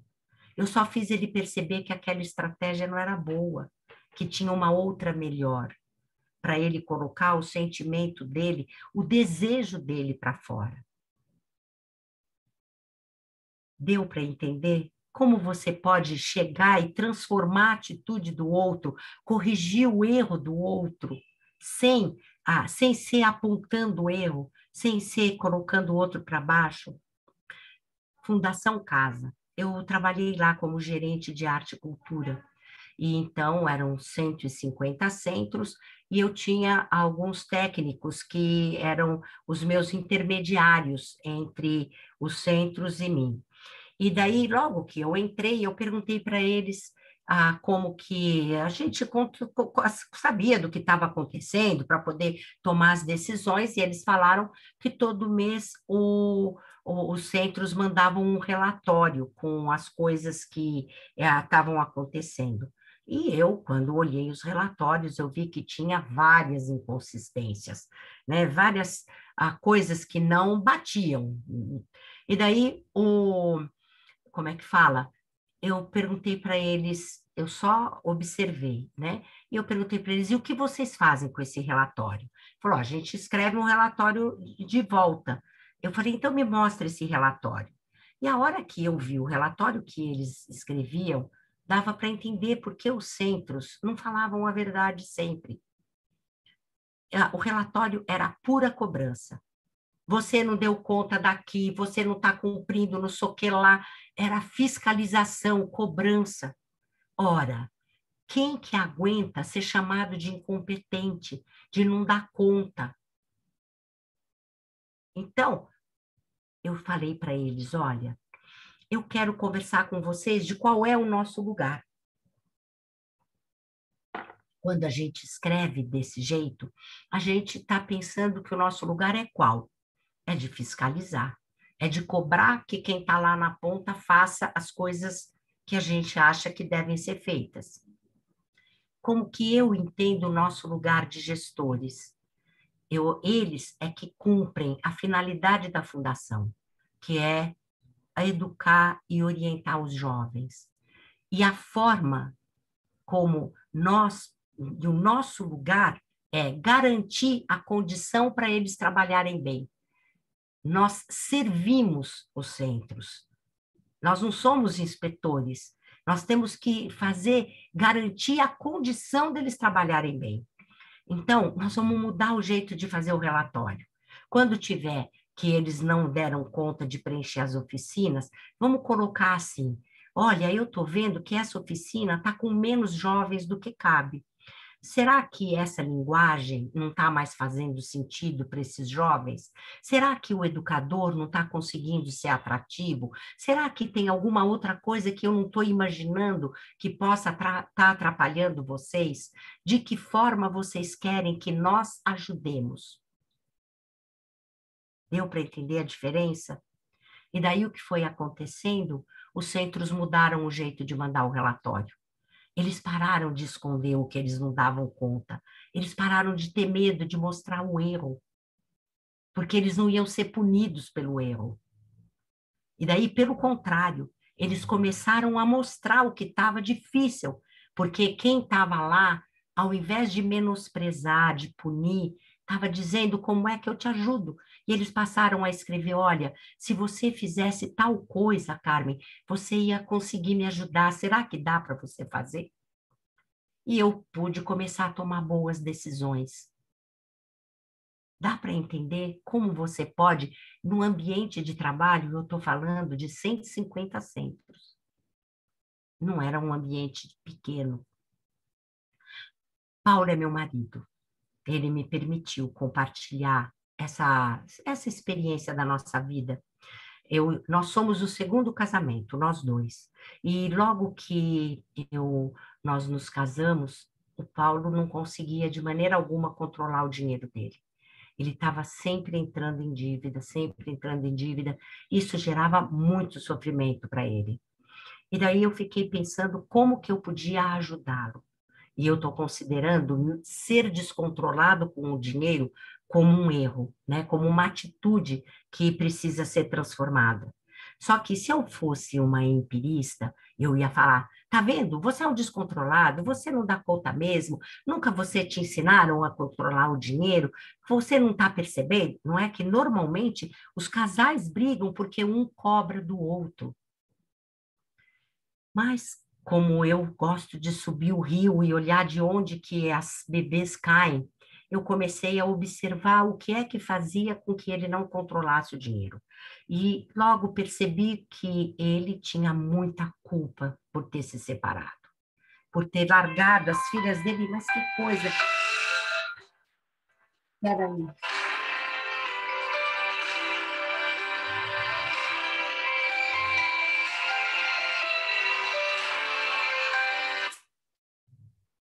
Não consegui, desculpem, gente, essa porcaria.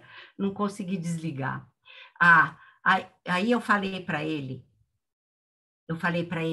eu comecei a ver que ele tinha culpa porque ele se separou e ele tinha medo de perder o amor das filhas. Então, ele achava que se ele dissesse não, que elas não iam mais querer saber dele.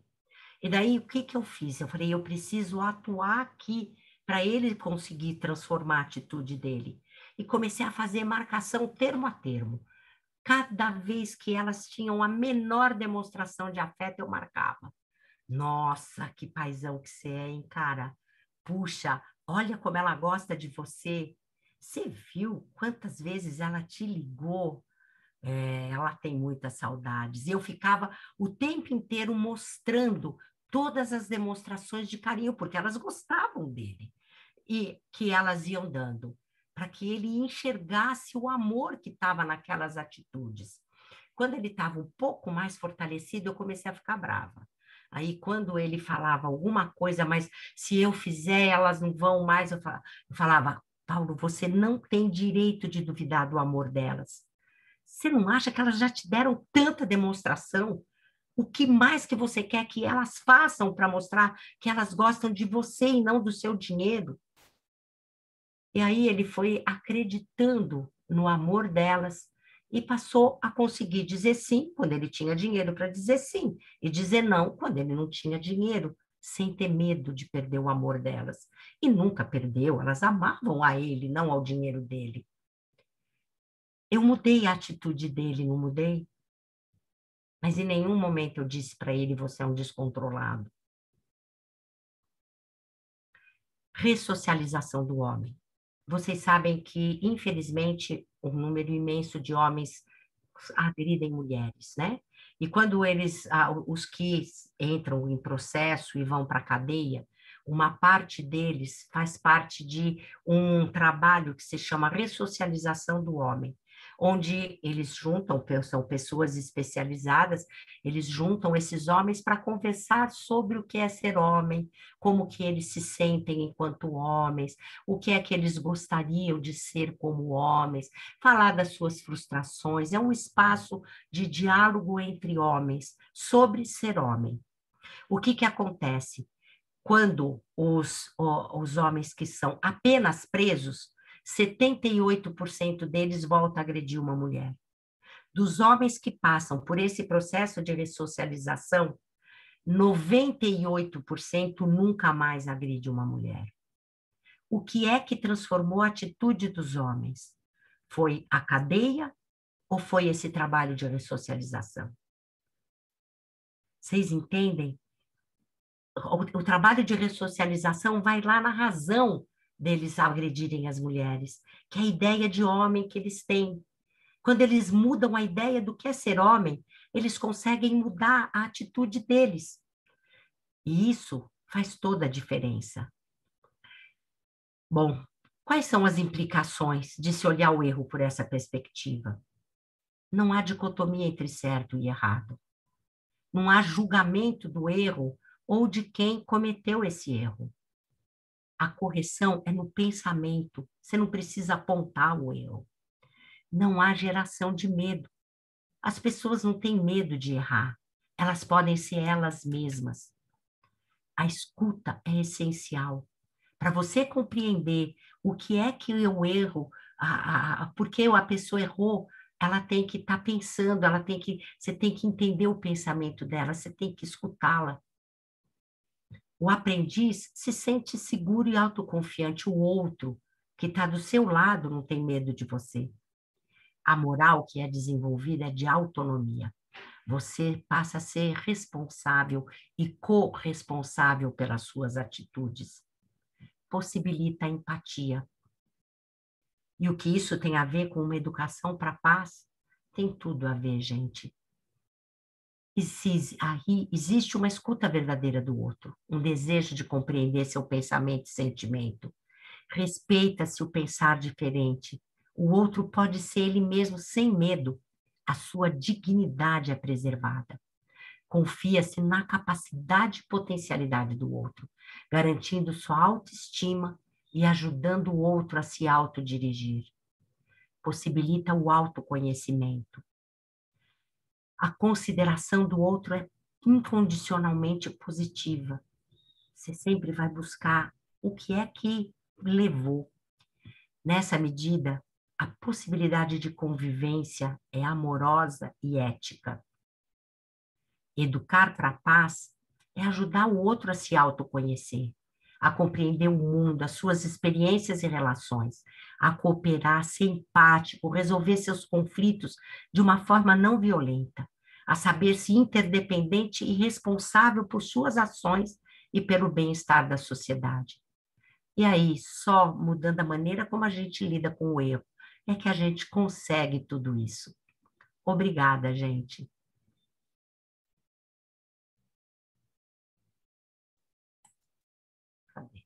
Cadê o stop share?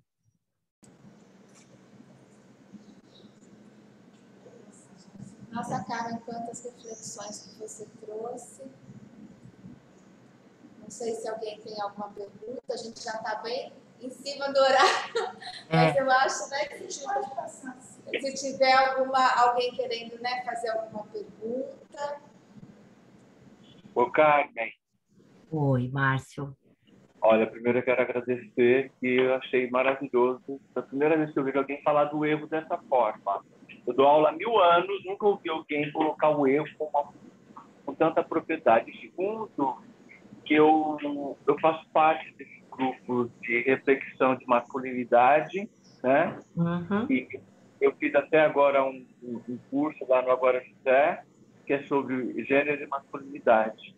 E nós vamos agora atuar no grupo de Santos, que é a reflexão da masculinidade e responsabilização desses homens, né, que agridem as mulheres. Sim. E grande valia aí. E eu acredito nisso também. O que você falou é isso mesmo. Põe na cadeia, ou dá cesta básica, não resolve nada, ele sai e comete de novo. E assim não.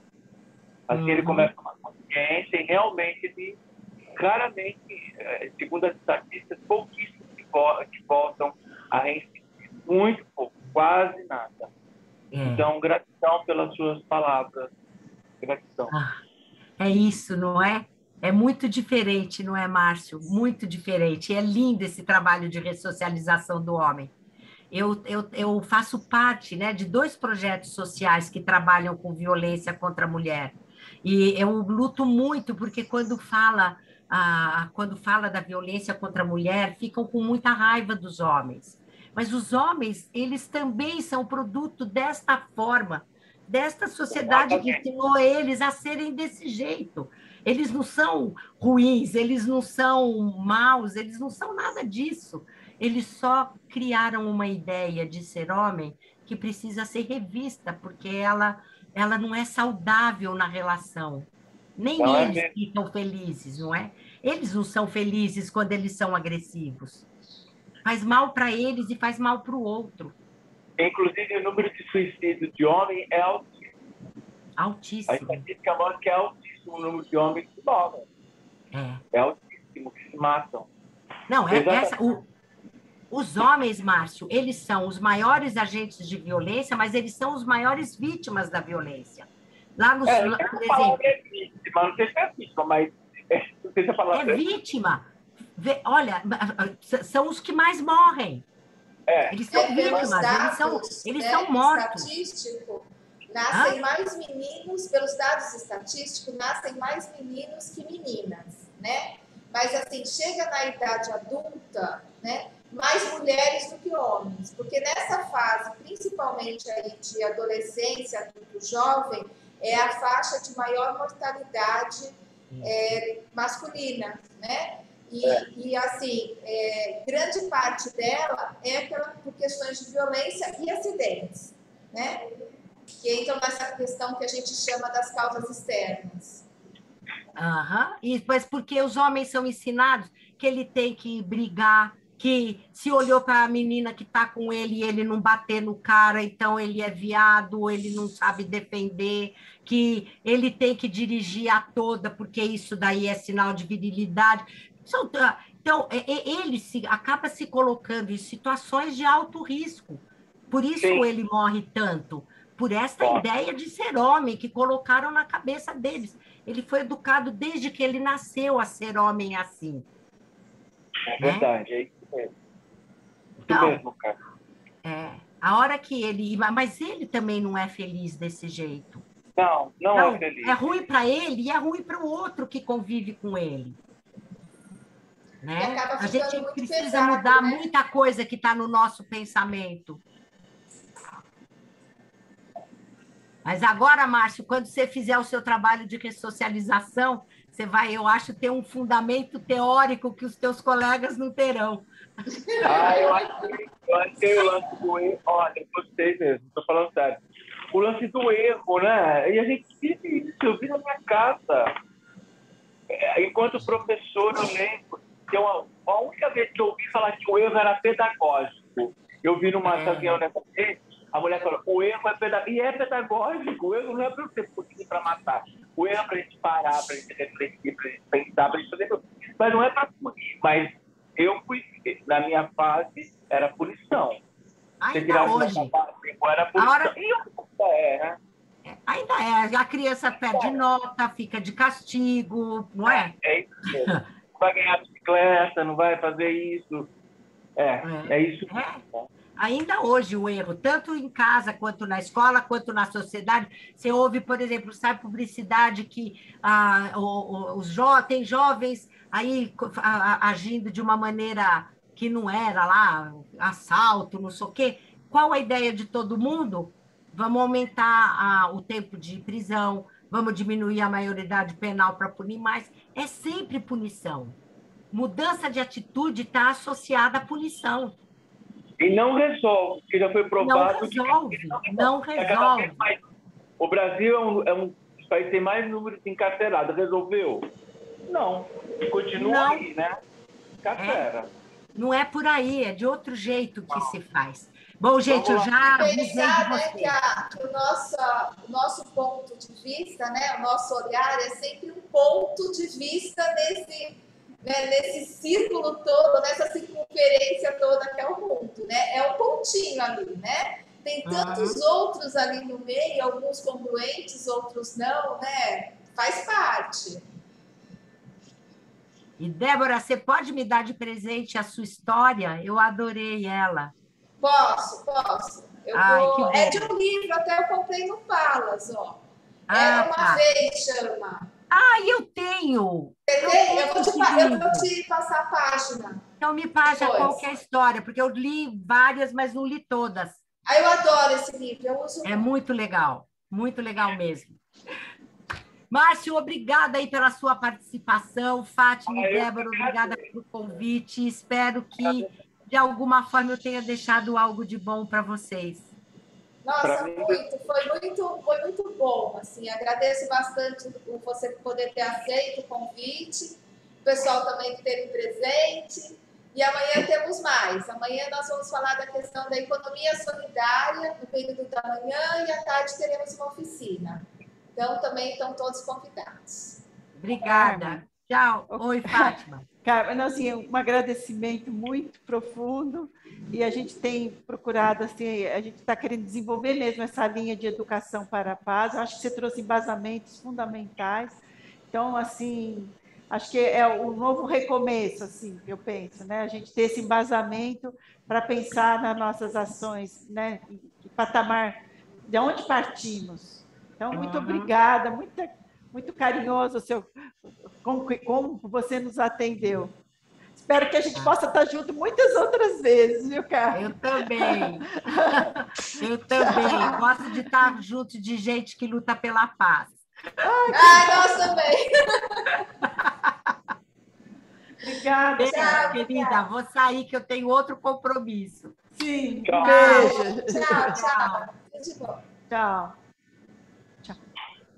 Eu ia falar para o Márcio deixar o contato. Obrigada, viu, João?